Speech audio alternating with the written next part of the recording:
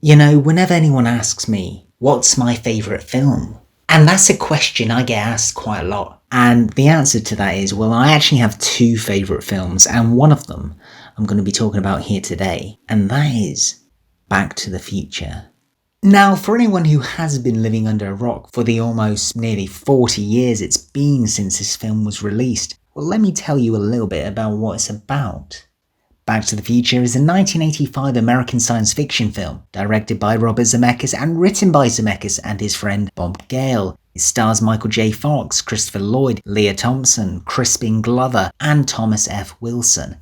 Set in 1985, the story follows Marty McFly, a teenager accidentally sent back to 1955 in a time-travelling DeLorean, built by his scientist friend, Emmett Brown.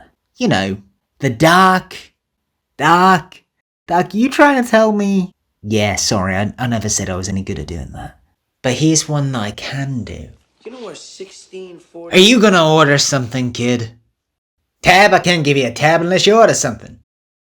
Yeah, that's right, I'm watching you, McFly, all the problems you've got, and I'm on your ass as well. Anyway, I think that's probably enough impressions for now. Let's get back to the plot, shall we? Marty soon encounters younger versions of his parents, George and Lorraine, and must make sure that the two of them fall in love, otherwise he and his siblings will cease to exist. Often I find when watching a film you'll get some actors cast really well, and others not so much, but this was one of those rare exceptions where I wouldn't change a single thing. Every character was cast to perfection. There was no miscast. Well, there was a miscast, but that's a story for another video. You know, I remember 2010 when it was Back to the Future's 25th year anniversary, and to celebrate that occasion they put the film back into cinemas. And I remember going to see it and being so excited because of course I'd already seen the film Back to the Future, but I'd never seen it in the cinema, and I wanted to go, I wanted to see it in the cinema because I wanted to experience the very same thing that people experienced when they saw it for the very first time back in 1985. Because I just know when they watched that film back then in the cinema, it blew them away, and I wanted the exact same thing to happen to me. If you've already seen the film, you'd think it's not going to be that great because you know what happens, but seeing it on the big screen, it was amazing. I have never had as a good experience going to the cinema as I did that time watching Back to the Future, because it gives you an idea of what it must have been like seeing that film for the very first time all those years ago in 1985. It received multiple awards, nominations, and won an Academy Award, 3 Saturn Awards, and a Hugo Award. Its theme song, The Power of Love by Huey Lewis and the News, was also a smash success.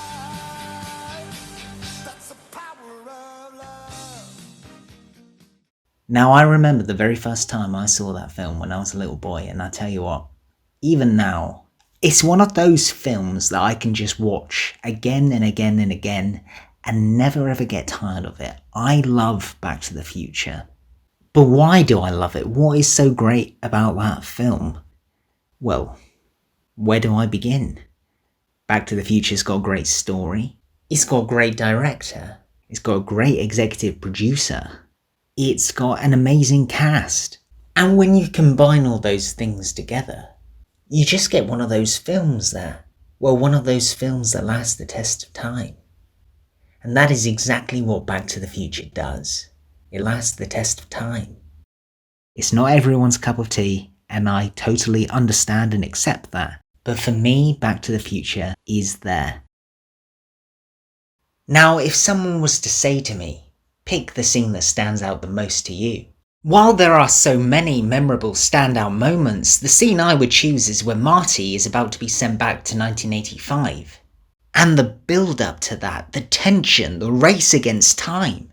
That scene is everything. And I've lost track how many times I've sat on the edge of my seat and watched it. And yet each time I'm praying that kid makes it back and gets home. And that just shows what an absolute masterpiece this film is. It's so good, in fact, that they show it again at the end of part 2 and at the start of part 3.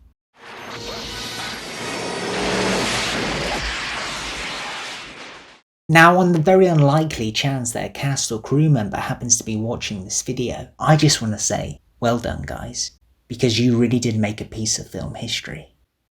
This is a film I have no doubt we will all be watching many years from now, and future generations will discover it and continue to love it just as much as I have. Now, at some point I'd love to do a review about the film, but for now this is just a little video talking about what that film means to me. And I'd love to know what the film means to you, so why not tell me your favourite Back to the Future moment? Why don't you let me know in the comment section? Who knows, maybe it's not even from Back to the Future, maybe it's from Back to the Future 2 or 3. Let me know, I'd love to hear from you. And yes, while we can all ponder on what it might have been like had we have had a fourth Back to the Future, I'm pretty happy with what we got. Because we were given 3 perfect films that tell one complete story. I mean, how many other franchises do you know that haven't been ruined by additional prequels, sequels and spin-offs? And yes, fingers crossed it is that one franchise they will never remake. And when it comes to the trilogy that we did get, in my humble opinion, it really will live forever.